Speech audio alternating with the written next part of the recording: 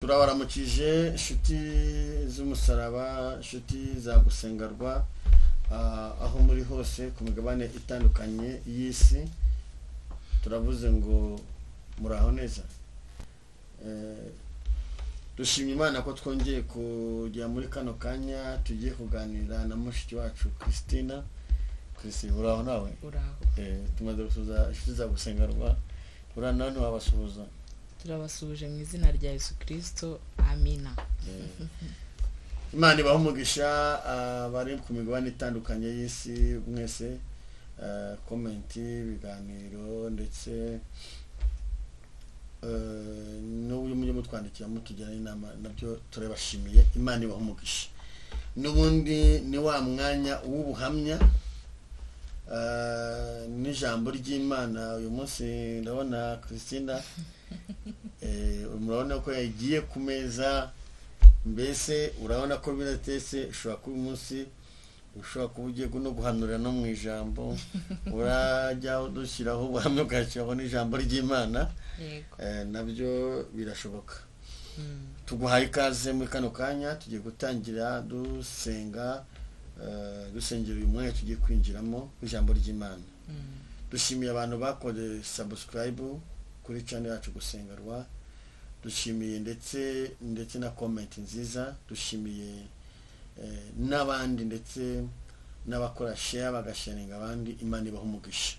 Kandi tubasabiye tubikuye ku mutima ubufatanye bwanyu no kuntu mudutera inkunga. Imana ibahe umugisha. Ndagira ngo dusenge Imana, ndetse n'uri wese uzabona iki cyigisho nawe tumusabye gukora subscribe no gusharinga n'abandi no kumva ijambo ry'Imana. Inkunga ya mbere Christian, inkunga ya mbere ni ukubona umuntu yumva ijambo ry'Imana, akumva ubuhamya, akumva icyo umwuka w'Imana amushaka. Niyo nkunga ya mbere dukeneye gusengerwa, kuko turi hano kubw'umugambi w'Imana. Amen. Hanyuma tugiye gusenga, wongere utuganirize. Utuganirize. Nakubwiye ngo ubuhamya bwawe ntabwo bwarangira, kuko ugira ubuhamya bwinshi. Ariko noneho Imana ishimwe ko n'urazanaga na Bibiliya n'ubundi biruzifite, ariko ubwaye bumbuye ugiye kutugezaho n'ijambo ry'Imana. Reka buriya n'abana bamaze iminsi batumatse kuri Christina, buriya ivugabutumwa ryo rimeze rite. Hanyuma rero reka dusenge, twumve ijambo ry'Imana. Ubwo ni igice cya kangahe buriya? Cya gatandatu. Igice cya gatandatu kiraje kibanyoga Christina. Mana, mu izina rya Kristo wa Nazareti, uri Imana y'ububasha, uri Imana ikomeye, uri Imana ifite imbaraga, uri Imana ifite ubutware, uri Imana ishobora byose, uri Imana yo kwizerwa, uri Imana yo kwiringirwa. Tugushimiye imbaraga zawe zikomeye, tugushimiye umugambi wawe mwiza, tugushimiye kurinda kwawe kwiza, tugushimiye uburyo turinze, tugushimiye uburyo wanatwe, tugushimiye uburyo urinze Christina, tugushimiye uburyo urinze inshuti zidukurikira ziri ku migabane itandukanye y'isi, abari mu Rwanda, abari mu gihugu cyacu, abari muri Amerika, abari mu Busuwisi, abari mu bihugu bitandukanye, mu Burayi, muri Amerika, ahantu hose, muri Canada. Mwami, tugushimiye ko inshuti zagusengerwa ukomeze kuzigira neza no kuzirinda. Nabyo turagushimiye kuko abadukurikira bakabasha kumva ijambo ryawe nuko bakiri bazima. Ibyo turigushimiye, kandi twemeye n'umuntu tuzasoza umwaka neza turamahoro. Nabyo tuzabigushimira. Twemeye muri kano kanya tugiye kwinjamo umwanya mwiza usanzwe, umwanya w'ubuhamya, umwanya w'ijambo. Ufashe mushiki wacu, imbaraga z'Imana zimubeho, umwuka w'Imana mugote, igitinyiro cy'Imana kimubeho. Tuguhaye ikaze ngo natwe muri byose, mu izina rya Kristo wa Nazareti. Amen. Aho duherukira twashoreje ku gikarayi. Twashoreje ku gikarayi, uburyo wagiye ufataga igikarayi ukagitereka ugashyiraho ibirayi n'amafu kotsa, ukabasha kubaho ndetse na famiye ikabaho. Niho twashoreje. Twari tuzi ko tuzagira ahantu ku musozo, ariko ntibyakunda. Ku gikarayi duheruka tuva ku gikarayi tunavuga n'amata na ya kantine yawe. Kantine imeze neza. Imeze neza. Imana ishimwe. hanyuma n'ubundi tuguhaye ikaze, ushobora kubanza ukaramutsa abantu, ushobora ko pese tuguhaye ikaze muri kano kanya. Iyo namaze gusenga mba namaze kwakira umuntu, nakwakira mu izina rya Yesu. Amen. Ya nari mbakumbuye, banje gusuhuza inshuti z'ugusenganwa, muri inshuti nziza, murabitwereka ko mudukurikirana. Buriya nta kintu kibaho kinezeza nk'iyo ubona hari abantu bari kuguhamagara, bari kukwandikira, bari donc ukabona baragushyigikiye. Hari igihe ukora ikintu ukabura abaterankunga, hari n'igihe ukora ikintu ukababona, ariko byose biva mu gusenga. Biva mu gusenga. Ya Christina ndabakunda, nabagiriyeho umugisha, nanjye ndabakunda kuko urukundo nirwo rwa mbere, nirwo rwazanye Kristo mu isi kugira ngo aturuhure, atubohore imigozi yari ituboshye, atugira abo turi bo uyu munsi. Rero Bibiliya idusaba gukundana nk'uko ijambo ry'Imana ribitubwira. Nanjye ndabakunda kandi nkunda gukunda umuntu nta buryarya. Ya muri iki gihe turimo harimo abantu bakundana urukundo rw'uburyarya, ariko njya nsaba Imana ngo izarundinde urukundo nk'urwo, kuko no kwangiza umutima w'umuntu no kwiyangiza ubwawe. Mu gitabo cy'Imigani ibice 15 uvuze ku rukundo rw'uburyarya, hari ijambo ku murongo wa 4 havuga ngo ururimi rukiza ni igiti cy'ubugingo, ngo ari kurugoreka rukomeretsa umutima.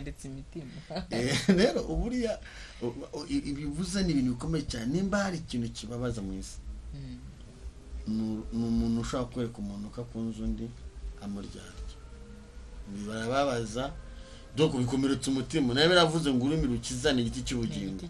Ubundi umuntu Imana yamuremeye kuba ururimi rukiza.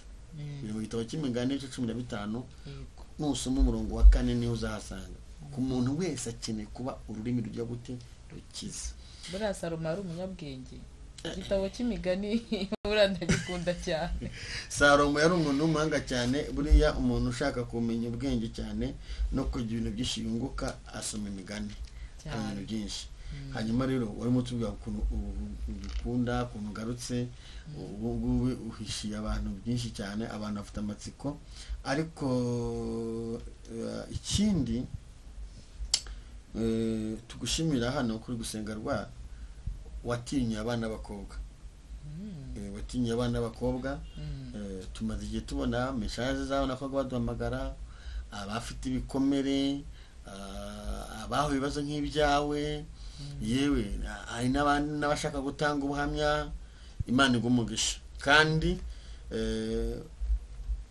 hari no twakiriye rwose vuba hanga twamwakira yenda kwiyahura, ariko aravuga ngo numvise ubanya bwa Christina, numva nta mpamvu yo kwiyahura, ndebye ko Imana ikugenda imwibuka. Imana igumugisha kuba waremeye gutanga ubuhamya. Abantu benshi bagira ubuhamya, ariko umutima kuvuga ibyababayeho ukabura. Kandi ntushobora gusohoka mu mateka yawe utayavuze ngo avuyeho. Kugira ngo Imana ikubakira amateka mashya ku buzima bwawe, nuko ufata amateka yawe, amateka Imana ikubakira yaba meza cyangwa mabi, haba hari abantu azafasha.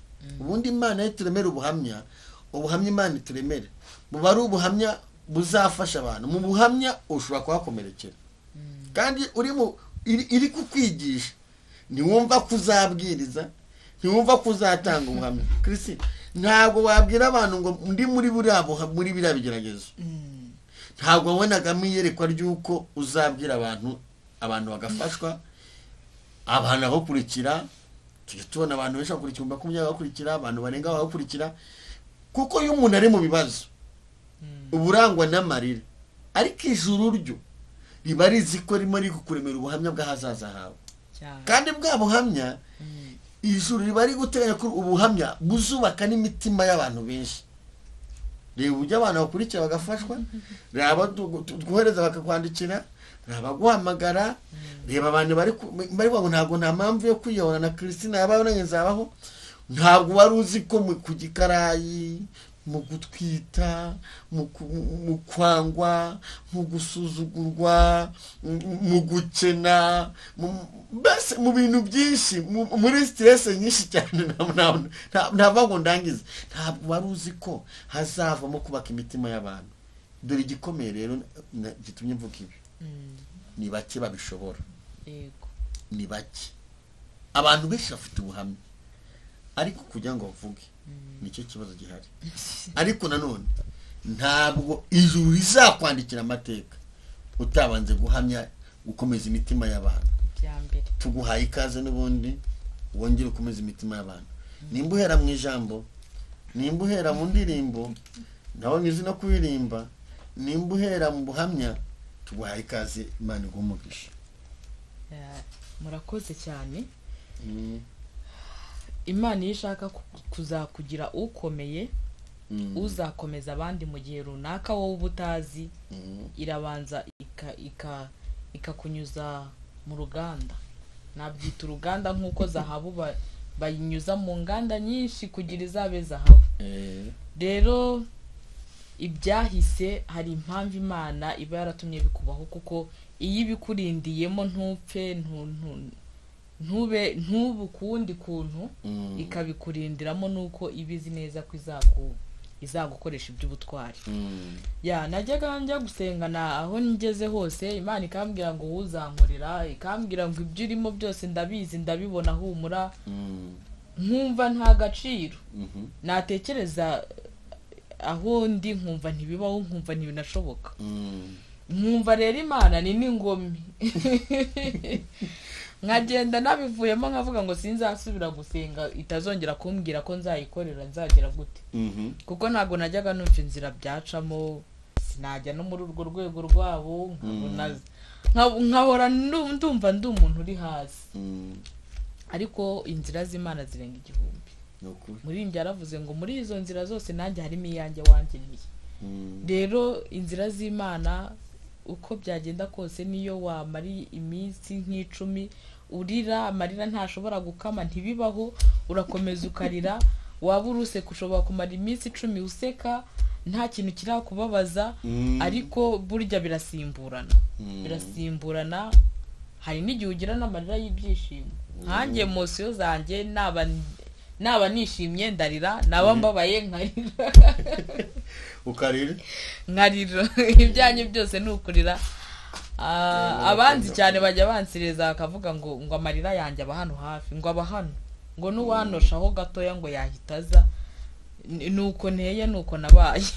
Rero Imana ni nziza. Imana ntago nari nzi ko yankura hari ahantu ku gikarayi guteka ibijumba, ibirayi mu mavuta, gucuruza ibisheke, ndi gushaka minerivare.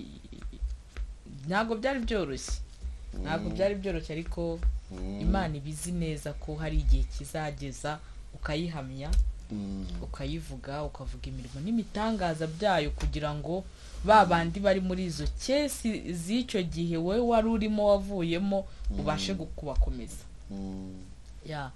Nshimiye rero abantu bakomeje kumpamagara, banganiriza, dusengane, bafite ibyifuzo bitandukanye. Nukuri ndabashimiye, kandi nzi ko Imana izadukoresha iby'ubutwari. Burya iyo umuntu agutekerejeho akumva ko ashobora kugusanga, akaba yaruhuka. Niki Imana yaduhaye, nicyo yadusezeranyije. Buriya iyo umuntu aguhamagaye akakubwira agahinda ke ko mu mutima, si uko aba adafite izindi nshuti, si uko ari wowe abagize umuntu y'igitangaza kuri we, ni uko hari impamvu ki Imana iba yamukoherereje. Hari abana twahuriye ahantu kare barambwira ati Christine, ati mbabarira ko wavuze kutajya utanga nimero zawe, ati wambabariye ngewe ukayimpa. Ndababwira nta kibazo rwose ndayiguha. Ni kuko nyikwimye naba inkoza amakosa, ni cyane ko kuri izica no tuba turiho, ni kuri public, umuntu wese abakubona, umuntu wese ugiye kutwemati yishyireho. Oya kuko kuyibona biroroshye, kunyura kuri dadi wanjye. Uyu nguyu yarandeze, niyo mpamvu mwita dadi. ya rero nta bindi birenze nuko tuzi ko Imana igira neza kandi Imana iradukunda uko biri kose hari impamvu turi gutangira mu bintu bimwe abantu bagiye batubaza ku buhamya bwawe cyangwa se muri comment twagiye dusoma hari n'abacaga mu gikari hari abantu bakugiriye imbabazi bagira impuhwe nyine urumva uya mugani wawe nyine ubuhamya bwawe hari aho byaba kumva umuntu yarira ahandi umuntu akagira amatsiko igihe buzarangira ariko hari abantu bavuze ngo ariko Christina yasanze umugabo azasanga umugabo ngo aracyamukunda azamusanga ntabwo Christina ntabwo abantu bamashije kumenya umugabo aracyari umusore urumva baravuga ati wamubwiye ko kuri umukozi w'Imana agasanga umugabo ko akimukunda bimeze bite rero nibyo nahereye kuva kare mbabwira urukundo tugira Imana ibirureba ibinaruzi hari igihe ibona ikabona ko nyine urwo rukundo rugomba kugarukiraho rugasozwa hakaza ibishya n'undi akajya mu bishya ubu tuvugana yarashatse afite n'umugore n'umwana kandi turacyakomeje rwose turavugana bisanzwe njya mubwiranirwa wowe tugomba kubana nka mushiki na musaza ubundi nta mpamvu yo kwangana nta n'impamvu yo gutongana cyane ko ijambo ry'Imana ridusaba guhora tugira imbuto zituranga z'urukundo ntago shuti rero mwaye mufite Christina icyifuzo cyo kumusengera hari namwe ngo tujye kumusengera azasubira n'umutware we disi yarashatse afite n'umwana hanyuma rero urumva ko aho ngande numva abantu bamaze amatsiko hanyuma bategereze imbere y'ahazaza hawe cya kibazo cyabo bahoraga babaza kirasubijwe icyo kibazo turagishubije noneho hari ukuntu wahindura icyifuzo noneho hari ukuntu wagihindura kuko Christina hari icyaha se guhindura icyifuzo bagasenga ikindi nta cyaha kirimo nta cyaha buriya Imana yaremye umuntu karema umupapa karema umudamu karema umuntu imuremera biravuga ngo yamuremeye n'umufasha ugeze gute umukwiriye byanga byakunda buriya hari ukuntu Imana yabonye kabona wenda bitakunda hari impamvu wenda se Imana ajya kubakire hari umupadiri avuga ngo nugushakira Uwiteka mu mateka yawe rwose n'inshuti yanjye umupadiri Fidelimana w'umugisha ajya nadusura kuri gusenga rwa yaravuze ngo ushakire Uwiteka mu mateka yawe hasanga Imana ajya kubakira amateka ndetse n'umutwara wawe mwana mumujyane amateka ubwo hari n'andi mateka buri hari imbere igiye kukubakira twikomereza nshuti za gusenga rwa mudukurikiye turi ku buhamya bwa Christina amatsiko mwari mufite ngira ngo arayabamaze Imana igomba gushaka ko abantu barakabitse ntabwo ari byo twavuga kabisa hanyuma rwose umutware we yarashatse afite undi mudamu twikomereze nta ako kavuka gacice nihazana kandi nako nzakakubwira hanyuma nawe twikomereze uratubwira iki uyu munsi Christina turi ku gikarayi gikarayi buriya twaragisoje ahubwo nari mfite ijambo riri kumfasha dusanga muri Yesaya ibice 10 ku murongo wa 27 haranditse ngo uwo munsi umutwaro baguhekeshaga uzakuvaho uzakuva ku bitugu kandi uzakurwa no ku buretwa bagushyizeho uburetwa buzamarwa no gusigwa amen Imana igumugire iri jambo riri kumfasha muri hangana umwuka wera afite uko ayobora ntacyo nawe naryo riza naryo turaryakiriye ngo tukasubiremo wiki uwo munsi umutwaro baguhekeshaga uzakuva ku bitugu. Amen. Kandi uzakurwa no ku buretwa bagushyizeho. Uburetwa buzamarwa no gusigwa. Imana igumugisha. Titire yayo iravuga ngo Imana isezeranya Abisirayeli gutabarwa. Nuko Imana isezeranya Abisirayeli gutabarwa ni mu gihe bari muri Egiputa. Irabareba irabitegereza ireba uburetwa barimo. Ariko ikavuga iti nubwo bameze kuriya nzabatabara.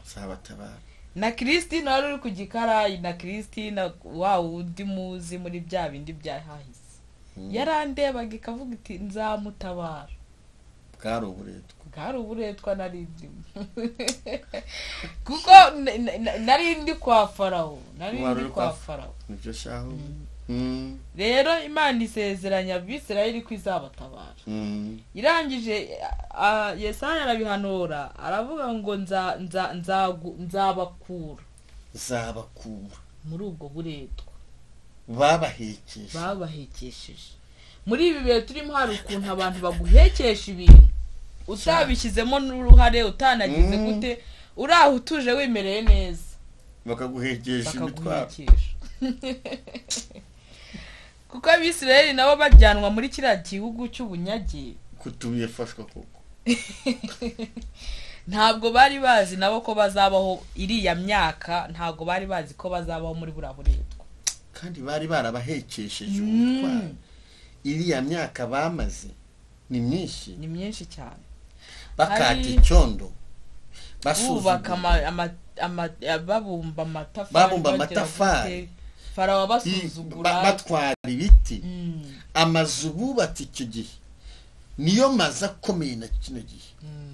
Mwese ayo mazu arakomeye, babahekesheje uburetwa. Ariko Imana ishimwe uwo munsi uzakurwa ku buretwa baguhekeshaga. Imana igumugisha. Uzanye ijambo kandi wa mugani turetse Abisirayeli twivugiye uburetwa muri kino gihe nk'uko bivuze bwacu, muri iki gihe cyacu bwacu nk'uko bivuze. Icyo uvuze ni ukuri. Hari igihe umuntu ahekesha undi uburetwa cyane, ariko akibagirwa ko hari Imana yasenze izana gusiga. Imana igumugisha. Uzanye ijambo ryiza cyane. Kandi n'abadukurikiye inshuti, ushobora kuba nawe hari imitwaro baguhekesheje. Ni ukuri ibihari. Uzi imitwaro y'amagambo bahekesha umuntu, bakugambanira uzira ubusa. Uzi uburyo umuntu baguhekesha imitwaro, umuntu akakugambanira uzira ubusa. Imana igumugisha. Uburetwa umuntu uzi ko umuntu aguhekesha imitwaro utagizemo uruhare, akakugambanira biragitse guca ibico, akaguhekesha imitwaro, akibagirwa ko hariho Imana yewe ngo izakurwaho no gusigwa. Imana ishimwe, izakurwaho no gusigwa. Igitabo cya Yesaya kijya kimfasha cyane. Kizikomeza ntafashwa cyane. Uwo munsi Imana, mbese wa munsi Imana yateguye kuri wowe ntabwo uzarenga.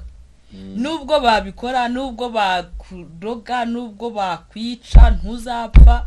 Nubwo bazapfa, nubwo babigenza gute, wa munsi Imana yavuze, wa wundi Imana yakubwiye, wa wundi utazarengaho n'isaha n'imwe.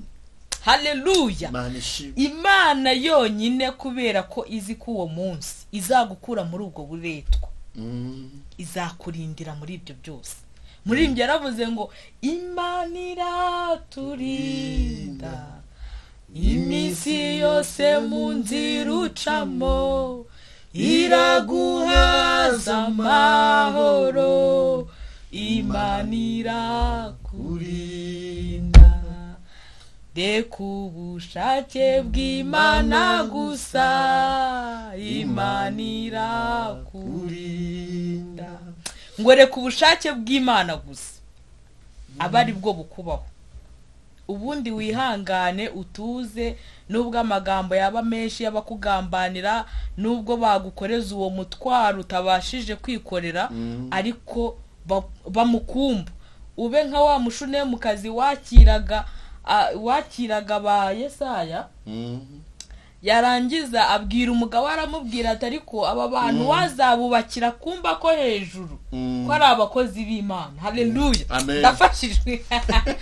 Arangije buri abagore turi abana beza, abiganiriza umutware we, nawe aramubwira ati ujye ubategurira. Baraza umunsi wa mbere, wa kabiri, wa gatatu, ariko abo bantu ko tuza bakatwakira bakatugaburira, ni iki natwe tukwabaha? Ahamagara umuja ati abo bantu tubagirire dute? Umuja aramubwira ati banze nta kana bagira. Arangije arabahamagara ati ari ukugira ngo mumenyekane mu mudugudu. Buri Imana nigusura ntuzayibwira ibintu biri hasi, jya ugisaba bya bintu bibyibushye binini. Baritegereza aravuga asaba abantu tubabagira ibimasa bakirira, ni iki bafite bashaka kuduha? Uyu munsi baraduhita birabayobera.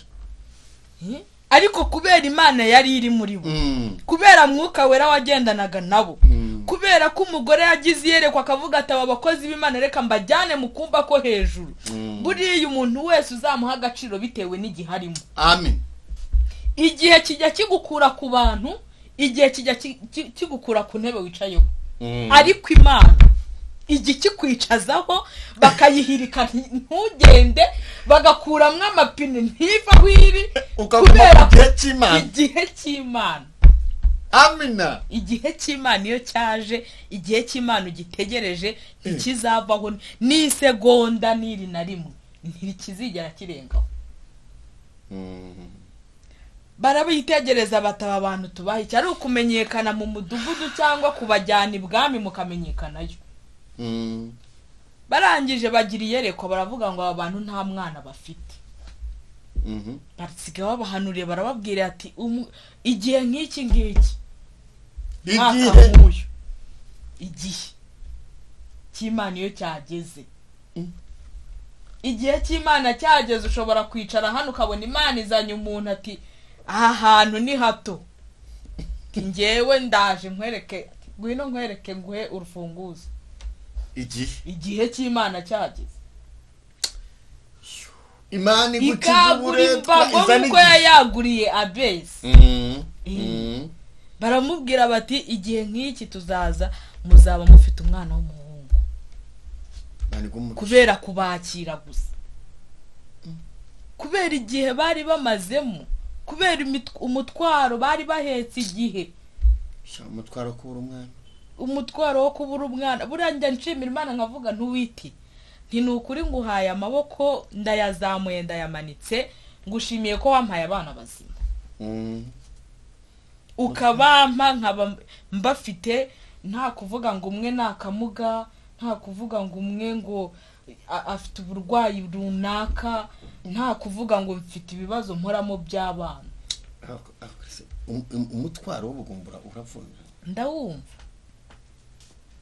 Uzi ko ari umuntu agenda akayoba, uzi ko ari umuntu agenda akayoba. Urayoba cyane. Ni wowe uzanye iby'imitwaro. Urayoba cyane. Umutwaro w'ubugumba.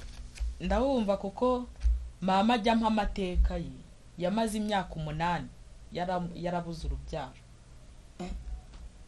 Rero yajyaga bivuga nkiri umwana nkumva sinzi ibyari byo, ariko uko ndushaho kugenda nkura, ndushaho kugenda n'ubwenge nganira n'abantu, numvise akababaro mama yari afite muri icyo gihe ko kubura umwana. Aba bantu rero bakira abakozi b'Imana, barangije abakozi b'Imana bati igihe nk'iki muzaba mufite umwana w'umuhungu. Nta nubwo bavuze ngo ni umukobwa, umwana w'umuhungu, kuko munakomeje gusoma muri ariya magambo baje kumubyara, bamaze no kumubyara bajya bamujyana mu nzu y'Imana. Bamushyira Uwiteka. rero n'aba Bisiraheli bari mu gihugu cy'uburetwa, Imana yarabitegereje ireba ubunyage bagiyemo, ireba uburetwa barimo. Hari igihe tuba mu buretwa ugakandamizwa n'amagambo, ugakandamizwa n'ibyo baguteza, wakora bikanga kubera inyatsi baguteza, ikintu cyose, ariko ngo hahirwa uwicaranye ijambo rya nyir'ijambo. Bari barabahekesheje, nta nubwo ari imitwaro babarunze imbere, ahubwo bari barafashe imitwaro barayibahekesha. Bivuze iki? Iyo umuntu arimo guhiga aba ari kuguhekesha imitwaro. Ibaze ko bakoraga ibyo bakoraga, babikoraga babahagarikiye n'inkoni zibariho, ari ukurya baryaga babahagarikiye. Hari indirimbo dufite muri korali yacu ivuga ngo Abisirayeli ngo bageze aho bitotombera Mose, baramubwira bati iyo turekera aho twari turi igihe yari ari kurwana bakurayo, Imana iri kumuyobora, ati iyo turekera aho twari turi ko twaryaga ubutungurusumu n'amadegede. Imitwaro irahetamisha. Hari ikintu kimabaza nuko imitwaro izanwa n'abantu. None simba wagize ngo shitani azakorera hehe? Akorera mu bantu. Ni mu bantu. N'Abisiraheli bari barahekesheje imitwaro n'abantu.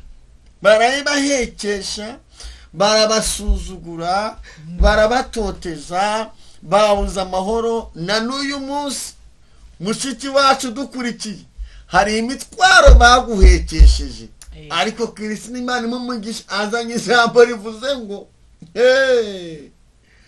uwo munsi umutwaro baguhekesheje uzakuva ku mutwe. Hari imitwaro umuntu ahekesha umuntu Kristo. Hari igihe umuntu ahekesha umuntu umutwaro, umuntu akakuvuga karitsiye yose, akakuvuga akanagusobanura. Hari igihe umuntu akuvuga akanagusobanura, akakuvuga, uwo ni umutwaro, kandi bitewe n'ukuntu bamuzi muziranye bakabyemera n'ukuri. Hari imitwaro y'amadeni, iyo yose iroroshye, ntabwo yoroshye. Hari imitwaro y'amadeni yuzura ku muntu, ugasanga umuntu bamuhekeje imitwaro y'amadeni, ugasanga umuntu abasha no kuvuga kubera amadeni. Ntabwo umuntu ashaka kuvuga, ntashaka no kwitaba telefone, ntashaka kujya n'umuntu areba kumva imitwaro yaramutsikamiye, ugasanga umuntu yaratsikamiwe. Hari imitwaro katuvuga iyo avuyemo, tuvuga iyo ngiyo. Hari imitwaro ngeze mvuga iyanjye, ni myinshi imitwaro. Hari igihe njye umuntu yamejeje umutwaro amenaho amazi y'ibyombo yaraye, iyo ni imitwaro. Umutaro nabizi, mvuga iyanjye, ne kuvuga iy'Abisiraheli, mvuga iyanjye. Hari umunsi umuntu yafashe idobo y'amazi yaraye y'ibyombo, arayifata, urumva ubwo n'umukozi wo mu rugo nyine. Indobo y'ibyombo yarayemwo amazi yuzuye ibivuta, arafata arazunguza amenaho, arangiza arantekesha neza, aravuga uzapfa ntacyo wimariye. Iyo ni imitwaro. Ngo ntawe uvumo w'Imana itavuga. None rero hari ingingo twasanze turenge, ni wowe uzanyira ijambo, ndafashijwe. Mbese hari igihe umuntu abyuka ku muryango, noneho yibagirwa ko hari ijambo ijuru ryavuze ngo izakurwaho no gusigwa. Umuntu wese ufite imitwaro imujengereje igikurwaho no gusigwa. Hari Imana izana utuvuto, ikazana amasezerano, ikazana indishyi z'akababaro, ikazana umunezero, ikazana igikundiro, ikazana ibyishimo, ikavura umuntu igikomere, izakurwaho no gusigwa. Manishimwe imitwaro ducamo. Kuki ijambo uwo munsi umutwaro baguhekeshaga uzakuva ku bitugu, kandi uzakurwa no kuburetwa ntabwo ari imitwaro gusa n'uburetwa kandi uzakurwa no kuburetwa. Marayika azana amavuta. Iyo bavuga amavuta y'ijuru ntabwo ari amavuta aya ngaya y'igikoto, ni amavuta ahamagara umugisha, ni amavuta ahamagara amafaranga, ni amavuta ahamagara umwuka wera, ni amavuta ahamagara igikundiro. Abisiraheli Imana bo iyo mitwaro no kuburetwa babashyizeho bakabagira ruvumwa. Hari igihe umuntu amujya ruvumwa, ubu wakikorera Imana gutya mwivuga butumwa abantu bakaza guhekesha imitwaro cyane. Ubu wakorera Imana mwivuga butumwa umuntu akahaguruka agahekesha undi mitwaro. Ariko Abisiraheli bari barabashize no kuburetwa bamikoreza imitwaro. Iyi mitwaro nimba hari umuntu ukwikoreye nakureke, kuko natanakureka izakurwaho no gusigwa. Hari ijuru rijya riza rigasiga umuntu bitagombereye kugisha inama. Ntabwo ijuru riza gusiga Abisiraheli, ntabwo ryagishije inama Farawo. Ntabwo nta nama yabayeho. Haleluya. Ngo barambuka barambuka. Imana ibonye yuko bamaze kwegera hafi yo ku nkombe benda gushyiraho. Ngo ivana wa mwijima imbere y'ingabo za Farawo. Yego. Ibereka inzira. Babona umuhanda. Hari igihe Imana igidushukira abanzi. Ntabwo Imana irabanza ikareka ibiguhiga bikiruka. Nukuri. Bikaza. Bigashyiramo imbaraga. Yabanje kubareka irabaretse ibabonye umuhanda bishoyemo. Ntibishoyemo ko umuvuduko bari bafite ibareba igitsure. Ibara igitsure konyine buri inziga z'amagare bakuru biruhanyije. Bakuru inziga z'amagare bigize gute biruhanyije niko birivuga. Ngo uko umuvuduko bari bafite yibareka bari kubageraho. Niho wari uriho rero ngo igenda icomora. Wari uzi ko none uyu munsi hari ibintu Imana igenda icomora ku buzima bwa muntu. Hari igihe Imana igucomorere ibijyari biri kwirukanka Imana nigira ibintu icomora. Yibonye byakwegereje cyane hari igihe icomoramo amavisi kagenda icomora ikamaramo imbaraga, ikagenda icomora amavisi ya sakara nigacomora amavisi y'akagambane gacomora. Imana igira ibintu icomora nozi biri kukwirukanka ariko Imana ni icomora. Ngigenda icomora imaze gucomora ngo bakurura biruhanyije. Yego. Bakurura bigize gute ubukana bari bafite burashira. Nta kindi Imana yashakaga. Wowe ntabwo uri kumanuka ahantu ushaka kwinjira. Ndashaka kwinjira ujye Imana izakubitira abanzi ntisige niyonga. Irakubura, babyita gukubura. Imana igire kumuroza karoga. Imana ikareka ugamana akagambana. Imana ikareka byose akabikora, ikakomeza ikihangana. Ariko hari igihe igutegurira icyobo cyiza, ikagutegurira inyanja izagukubitiramo. Ndabwira umuntu wese ufite ibigeragezo bikomeye kwisi, nimba nawe hari ibikurira ijambo no urizanye reka nguhanurire. Ari uri imbere ya kamera ukunkurikira, ari wowe ari kamera hano uri imbere yacu, umva ari uzumvira ijambo, nimba hari ibiri kukwirukankaho bimenye ko uyu mwami w'abami Yesu Kristo umwana w'Imana, Imana Data n'Umwana Umwuka Wera arimo arabirundanyiriza kubitsindira aho mu nyanja. Nukuri bagira ngo basubirayo bavuye bajya he ko bashiriye mu nyanja. Uzikira Imana yakoze bagira ngo basubirayo. Yarabaretse Umwisiraheli wa nyuma avanyemo ikirenge mu mazi, umwegiputa wa nyuma mu bari kwiruka mu bari kwiruka ku bwoko bw'Imana asizemo ikirenge.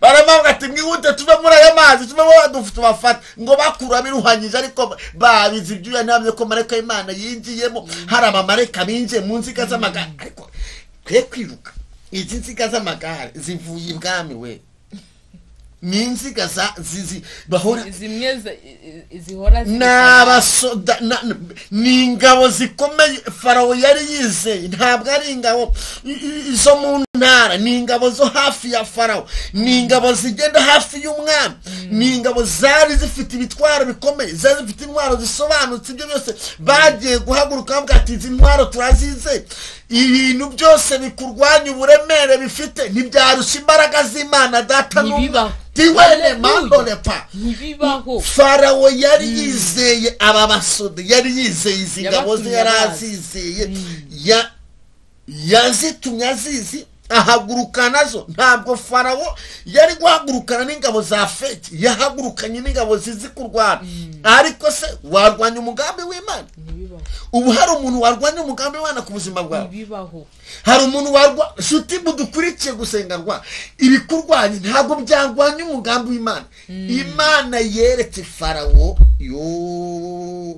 mwami Yesu Imana igumugisha kufasha.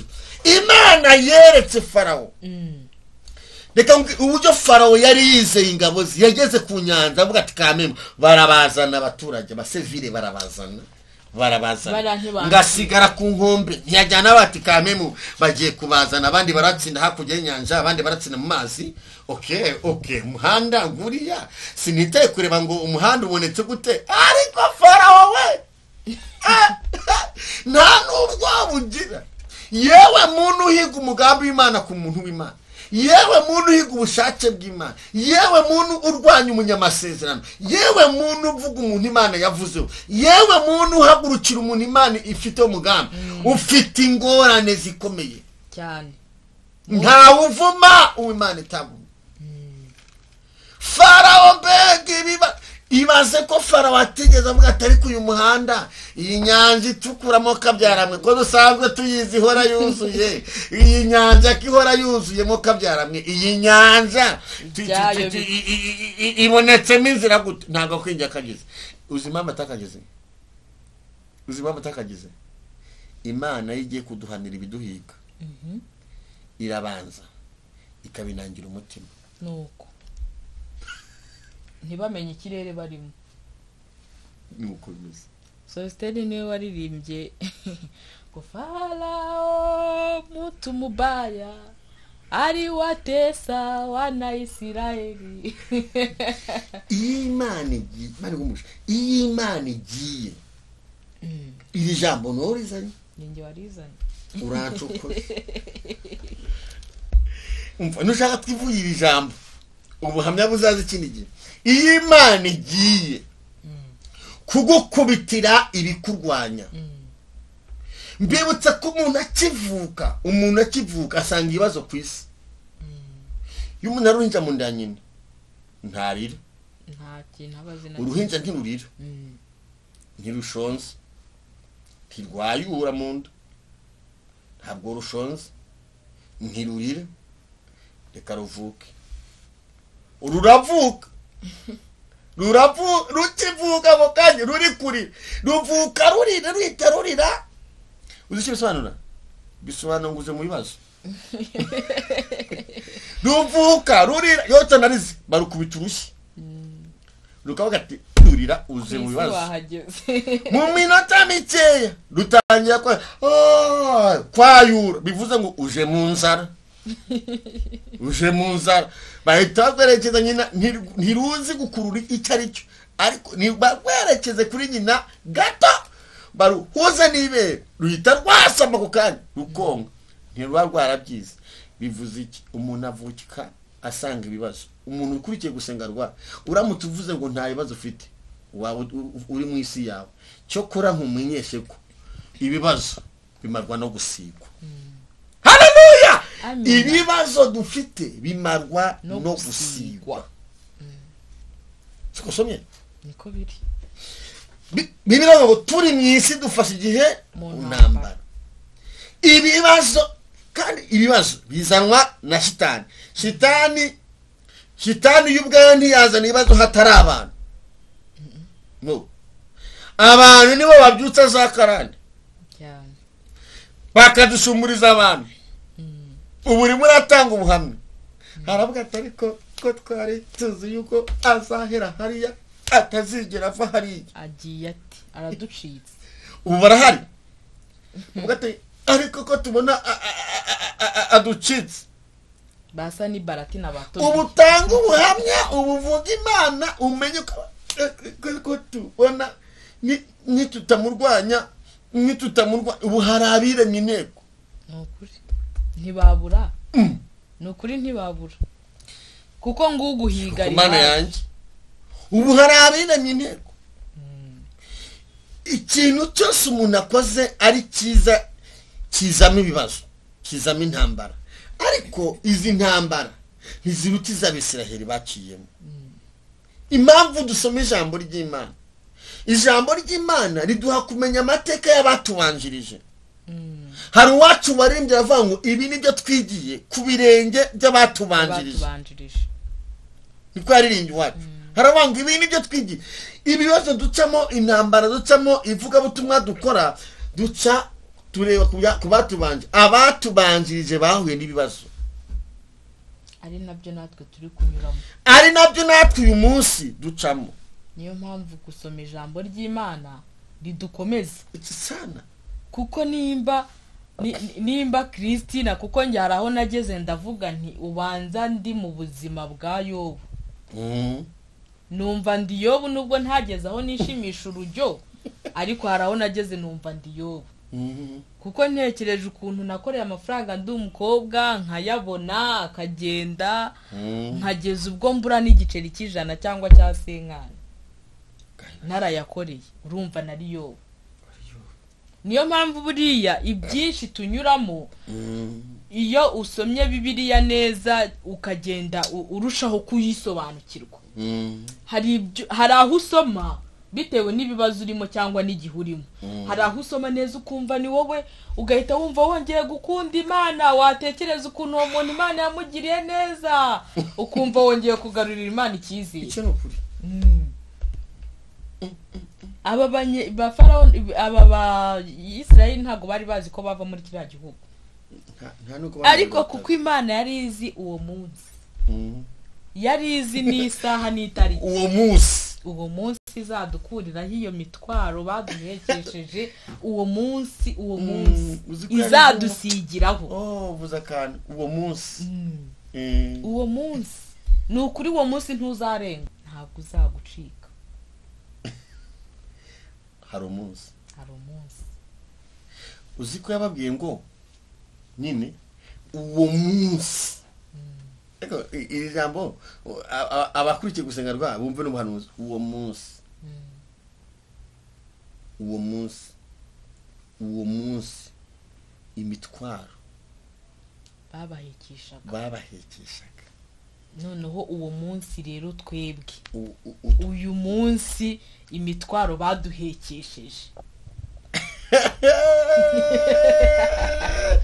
Noneho uyu munsi ubivanye mu Bisiraheli ubizanye kuri nge, mbizanye kuri wowe ukurikiye kugusenga rwa.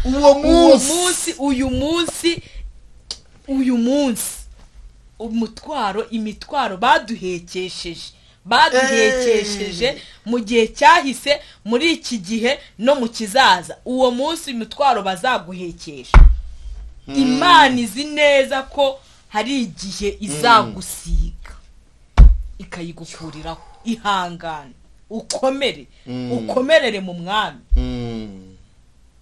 ukomere ushikame. Buri ijambo ry'Imana ntabwo riba riziye ubusa. Ihangane, ukomere, utegereze umunsi. Uwo munsi utegereze. Tegereza umunsi wo gusigwa. Kuko hari n'umunsi wahekeshejwe imitwaro. Hari umunsi waraye utukwa. Hari umunsi wagambaniwe.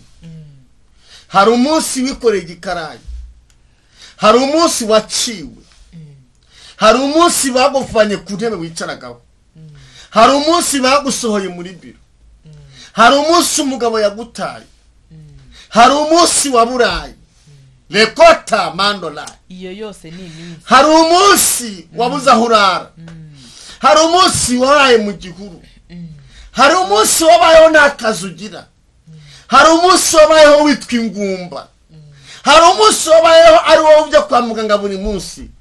Dore ijambo Imana ikuzaniye riciye kuri mushiki wacu, uwo munsi uzakurwaho no gusigwa. Imana izakumara umubabaro. hari umunsi wambuye ibyawe, bakwambura ibyawe, ibyawe urabibura, ariko hari n'umunsi Imana izakuvura igikomere. hari umunsi wabuze minerivare y'abana, ariko hariho n'umunsi Imana izanye abana ukabona ko wabyaye abana bize barangije. uwo munsi Imana ishimye ko izi munsi w'amarira ikamenya n'umunsi w'ibyishimo. byose bifite mu kiganza cyayo.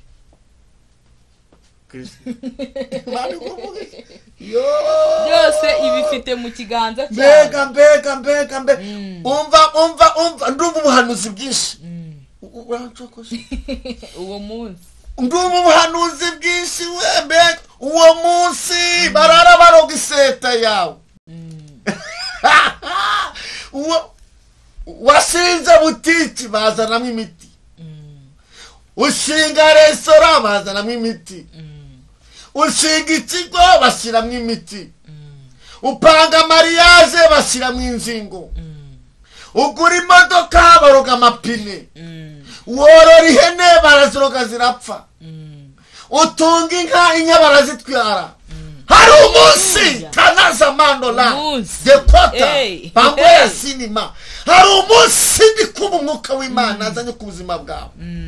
wuruye indege bagukurikiza za karande, ukora mariage baravuga ngo ntuzayirambamo ngo umukunde. Imana izanye umunsi, kandi Kristi ni wowe urizanyira ijambo. Imana izanye umunsi, hari umunsi.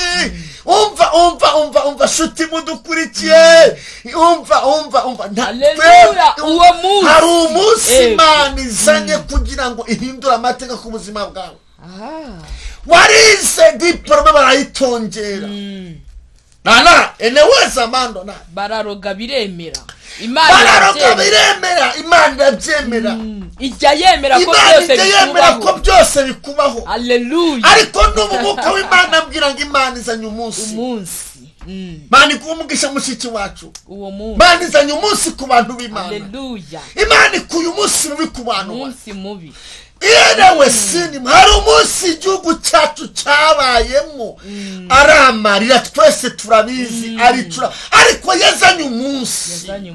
hari umunsi w'ibyishimo ku banyarwanda waraze.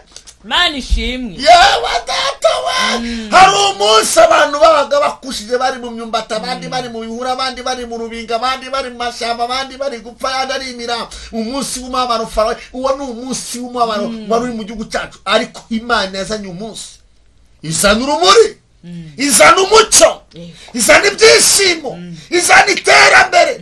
hari umunsi turatangaje ko Imana izanye umunsi. Imana izanye umunsi ku buzima bwawe. uyu munsi waruvuye mu butayu, waruvuye Kanyarira, waruvuye ku butayu. ubutayu ntabwo bakibwemera sha. wasengeye mu rugo iwawe, waje uwo munsi ntiwawumenya nawe. uwo munsi yewe mami we. gitari mbaye kure mbandirimbye. noneho hari umunsi, tugaruke kuri Kristina. hari iminsi wabayemo y'imibabaro nyinshi itumye utanga ubuhamya ibigeze mu bice bingahe nyinshi. hari umunsi wabayemo isi wumva wakiyahura warajya ubivuga. hari iminsi wabayemo bihu, ariko hari n'umunsi uri kuvugira Imana. Mana aho wankuye. uwo munsi sinzahwema kuvuga ineza yawe mwami ibyo ukora birenze ubwenge bw'abantu. Hari umunsi, uyu munsi Imana iri kuzana umunsi, iracanawuzana imitwaro yo abantu bahekesha abandi, imitwaro abarozi bahekesha, imitwaro abanyamagambo bahekesha, iyo ntizaguca intege. Oya, hari ibyo twarenze. Mbibwiye wowe kababwiye nawe ari kwimbira ya kamera. Uko niko bimeze. Mbisubiremo, imitwaro abantu baguhekesha bashaka kuguteranya n'Imana, bashaka kwivanga mu mugambi w'Imana ku buzima bwawe, iyo ntizaguca intege.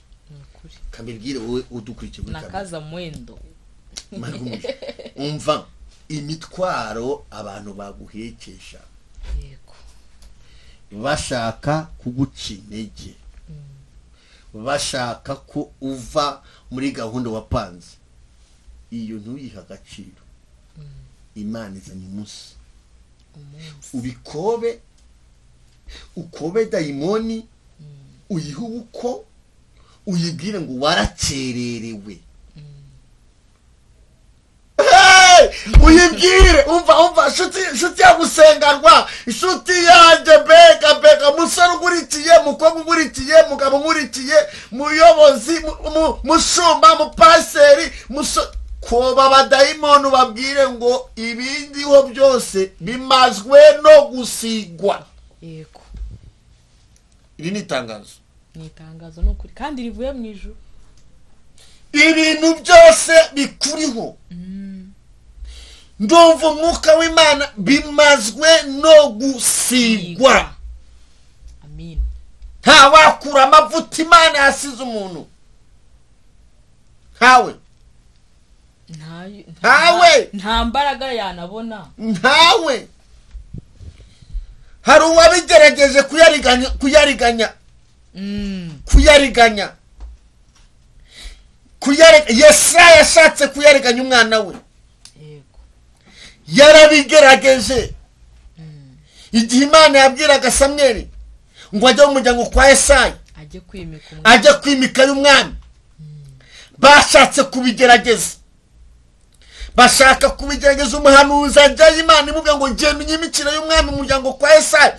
Hari umwami nakunze, hari umwami ndi bukubwire.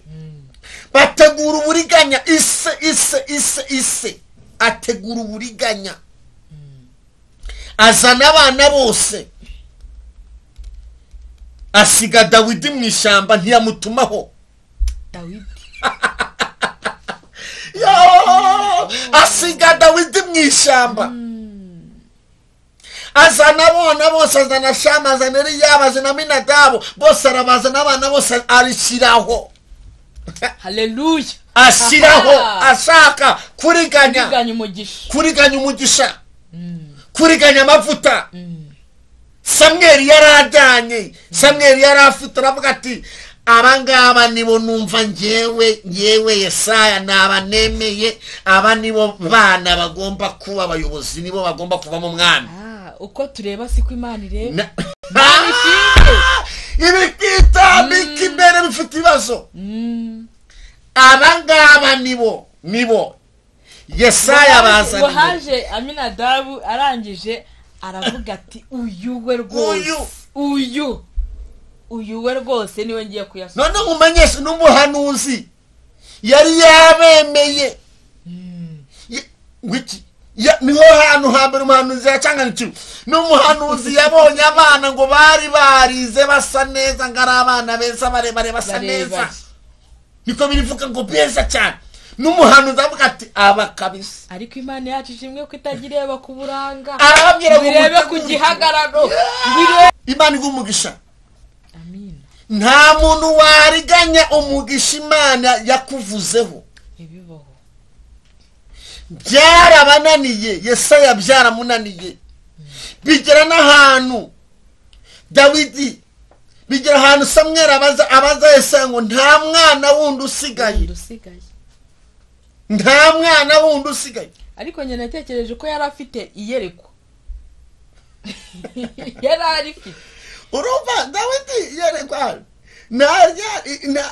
nuza uyu muhanuzi Samweli nta yerekwa. Impamvu yabaze ngo nta wundi usigaye yabonaga barangiye kandi bari bateguye ibirori. Nawe wagiye Imana igutumye ngo ujya kwimika umwami ahantu mu rugo, ujya kwimika umwami ukagenda ukabona abana bazanye mu rugo barashize kandi bateguye ameza. Ari ameza wangu ntunganyiriza ameza, bari bateguye ameza, bari babaza ikimasa, bari bateguye ibyo kurya, kuko nta mwami wakima hatabayeho ibirori. Ntawe burya na gitifu ya wagitifu hari ikirori kiba abantu bakarya, ntibishoboka. Umwami wese wima haba hari ibirori. None muri birabevuga hari ikirori cyateguye. Hanyuma rero Samweli abona bose barashize, Imana irabagaye. Ibagaye haravuga ati reka nibwaneho. Nibarasesa nawundi umugisha wawe ntago wagenda. Bitambike ntibitambike, babirwanye ntibabirwanye, umugisha wawe nta hantu wajya. Ngura kurindira icyo uzaba cyo kirakurindira. Haleluya. Ntabwo umugisha wawe wagenda, ntabwo wagenda. Amakomantere abantu bashiraho abantu bize toroje abantu baje bavuga ngo yaramubajije ngo tiyashaka kwa naza, aravuga ngo hari akantu kariyo. Ntabwo yavuze umuntu, yavuze nk'akantu kariyo ngiyo mwisha katazwi. Ni mukazane barakazana. Dawidi agihinguka mu marembo. Haleluya. Ntawatwara umugisha wawe. Ntibibaho. Kandi yahingutse babana bari baraho ngaho. Bose bahari bakihicaye. Abagambanyi bari baraho. Ibintu byiteguye kujya mu mwanya wawe, ibintu byiteguye kujya mu masezerano yawe, ibintu bishaka kukuriganya intebe yawe, ibintu bishaka kukuriganya umugisha wawe, bikozwe n'isoni mu izina rya Yesu. Tarakita mandone wesi for ya mandona. Ibintu bishaka kwitambika ku mugambi Imana ku buzima bwawe, bikozwe n'isoni. Imitwaro bashaka kuguhekesha kugira ngo Dawidi bari baramuhekesha imitwaro yo kujya kuragira intama. Nukuri iyo mwishyamba bari baramuhekesha imitwaro yo kuragira intama, bari baramuhekesha imitwaro yo kuba mu ishyamba. Ariko kuko Imana yarizi kizamugira cyo imurindiramo akajya rwana n'intare n'idubu. Bari baramuhekesheje imitwaro. Umuntu yaguhekesha imitwaro akanakujugunya niyo bigwa. Ariko ntibyakuraho umugambi w'Imana. Ntibibaho. Umuntu yatwara amagambo akajya kuyacobekeza akajya ajya kuguteranya n'umubosi wawe. Ntibizakuraho umugambi w'Imana. Ntibibaho. Umuntu yaguteranya mu rusengero usengera guteranya. Ntibizakuraho umugambi w'Imana. Bazakurwanya ariko ntacyo uzaba. Lekos enemana. Haleluya. Imitwaro Dawidi bari baramuhekesha. Uwa mbere wari wo kutiga, uwa kabiri wari wo kutabi wabo, uwa gatatu wari wo kutagemurirwa ngo agire ibyo kurya. Yari yakwiswe, yari yarumye. Ariko agihinguka Imana ibwira Samweli ngo Samweli mwana wanjye, nguriye umwami, nguriye wa mwami, nguriye wa mwami, nguriye wa mwami. Fata amavuta. Twasamye ngo uzakurwaho no gusiga mu bintu Imana yemera amavuta. Apana ya gikotore, hari amavuta atari samuna, hari amavuta. Imana ishimwe mu bintu Imana yemera hari amavuta.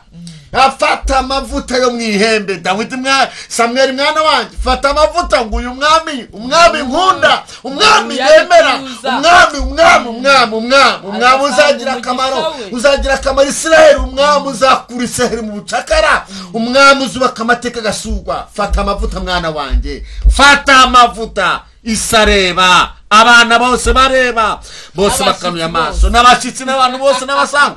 fata amavuta wa munsi yo waje habwa Imana irobanura wa munsi w'Imana iyo waje Kristi ndumva ntabwo ngata fata amavuta unsukire ku mwami wawe arafa ucushumura amavuta cugusha amavuta yo mwihebe aracugusa maze gucugusima mena aracushumura imitwaro yose bari baramuhekesheje imarwa no gusiba agaciro n'amavuta ngo leta yararirimbye ngo ibintu byose agaciro n'amavuta biva mu gusenga n'amavuta byose tubikura mu gusenga n'amavuta amavuta ufite amavuta n'agaciro yarinde amavuta ufite Mana ishimwe haleluya ndagira dusoze Mwana w'Imana agaciro n'amavuta imitwaro ndagira ngo twinjira muri ijambo ry'Imana uzagaruka naryo niturishoje naryo niturishoje agaciro n'amavuta umunsi w'Imana iyo waje umunsi wayo waje niyo waba uri mu ishyamba ryahe niba Imana yaravuze ko izagutabarira muri Kigali mu murwa wa Kigali mu mujyi muri yataje nini bajya bavuga ko ariho umugisha wawe uzahurira nawe uzava icyangugu saa 5 z'ijoro saa 2 z'amanywa bugeze i Kigali saa 3 wurire muri yataje umugisha wawe muhure umunsi w'Imana Dawidi ntabwo yarazi kuri ya munsi w'Imana uhari ntabwo yarazi ko ikirori gihari Abayisirayeli ntibari bazi ko bazakurwa muri Egiputa kuri uwo munsi ntabwo bari babizi ariko ijuru ryari ribizi Imana yari ibizi Imana izi ko neza ko muri uwo munsi nubwo ubona bikomeye nubwo ubona urugamba rurushijeho gukomera nubwo ubona ibibazo birushijeho kwiyongeranya nubwo ubona ko bicitse bidogereye ariko uwo munsi urindire kandi ukomere mu mutima ubwire Imana ngo ndindiriye uwo munsi kuko nzi neza ko urundi gucamo ari uruganda kandi uru ruganda nindwitwaramo neza uwo munsi uzansangamo neza Imana ishimwe iduhe kurindira uwo munsi neza kandi iduhe imbaraga zo kubamo neza itwambike uburinzi burushaho gukomeza imitima yacu kugira ngo turindire uwo munsi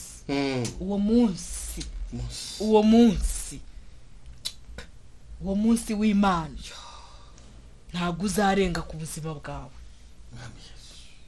uwo munsi w'Imana bazagutega iminsi bazakwambika iminsi bazagutongera iminsi bazavuga ngo uzapfa ejo ariko Imana ivuga ngo uzapfa mu myaka iri imbere nk'uko Hezekiya yaririye Imana arangije ngo arahindukira areba ivure yibutsa Imana imirimo yakoze yibutsa Imana ibyo yakoze yibutsa Imana ngo irongera ituma ku muhanuzi wayo iramubwira ngo genda ngo wongere umbwirire umwana wanjye ko mwongeye indi myaka 15 y'uburame ni ukuri bazacisha uzi kunamubwiye yaramubwiye ngo n'igicucu ubundi iyo umuntu apfuye umuntu agiye gupfa abashigaje izuba rimwe igicucu kiramwegera n'izuba rikamwegera ikintu cyambere gisezera ku muntu yapfuye ni igicucu cye n'izuba Imana iramubwira ngo mwongeye indi Mana wamukobwa kushaka kushotora kwera iramubwira ngo nkongeye indi myaka 15 iramubwira ngo igicucu cyawe n'izuba ndongeye ndabicumye mbyegeze ndabisunitseho indi myaka 15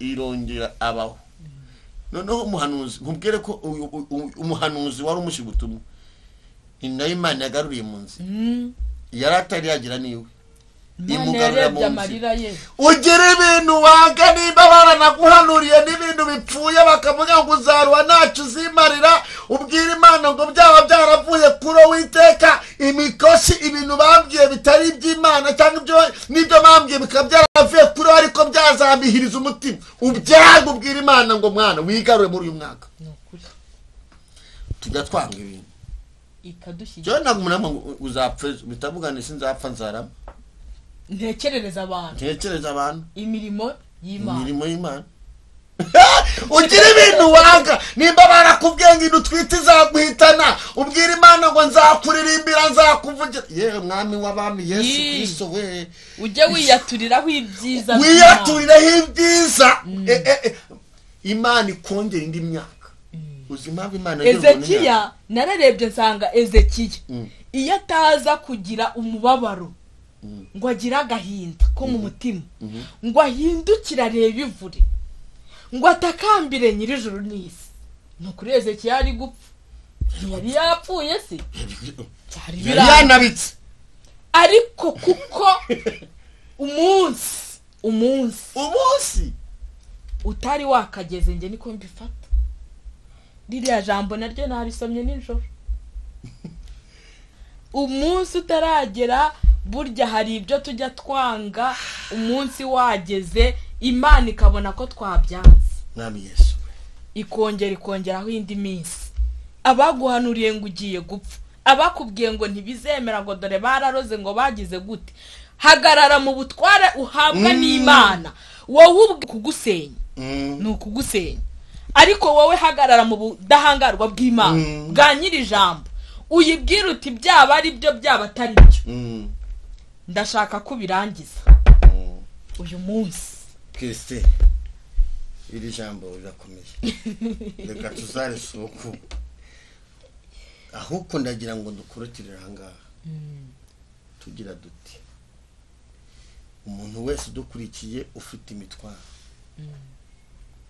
akaba dukurikiye kano kanya apfukame ushobora gupfukama apfukame uri kutwumva agenda n'imodoka asingira imodoka uri kutwumva ari muri biro asingira aho yicaye uri kutwumva ari mu cyumba we ahaguruke azenguruke icyumba cye anewa takosini mandola uri kutwumva afite igitabo ari gusoma ababiretse gatoya abwira Imana ngo ndashaka ko nkuraho imitwaro bampekeshe nukuri tarakosi kuko iri jambo zanye n'ubuhanuzi uri kutwumva ubukwe bwari bupfuye uri kutwumva akazi kare gahagaze uri kutwumva minerivare yari yabuze uri kutwumva yari yatagaciro abwira Imana kakakanya imitwaro bari bamekesheje kakanya igomba kumva mu izina rya Yesu ndagira ngo duhamagare Imana dusenge ndagira ngo dusenge uranyemera senge nta kibazo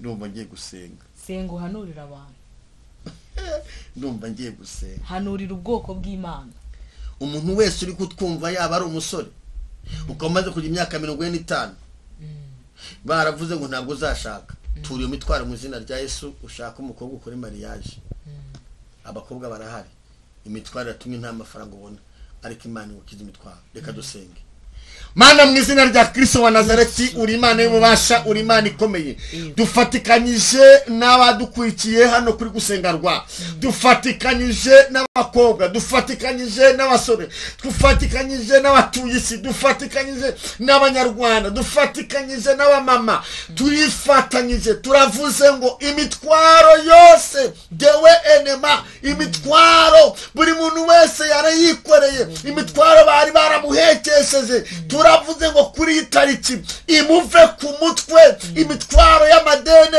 imitwaro y'abagambane imitwaro yo gupfusha imitwaro yo kwangwa imitwaro yose newene mando lepa ene kota mando imitwaro yose bari barahekisha abana b'Imana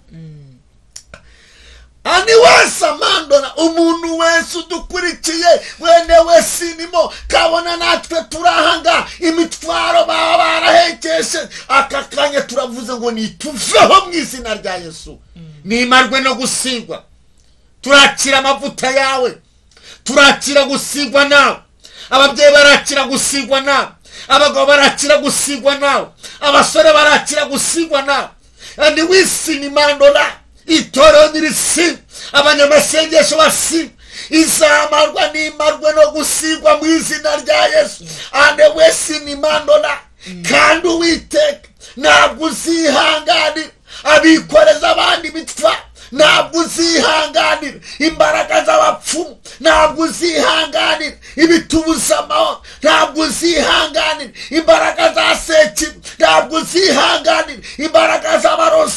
Uri Imana laweta la kwasene mando le pai ni wisi nibo tayiginivo, ntabwo uzabyihanganira. Hari ibintu ugiye kurundira mu nyanja kuko uri Imana ishobora byose. Turavuze ngo umuntu wese wari wikore imitwaro nayiture mu bubasha duhabwa n'Imana Data n'Umwana n'Umwuka Wera. Urakoze Mwami kubana muri byose mu izina rya Kristo wa Nazareti, amen.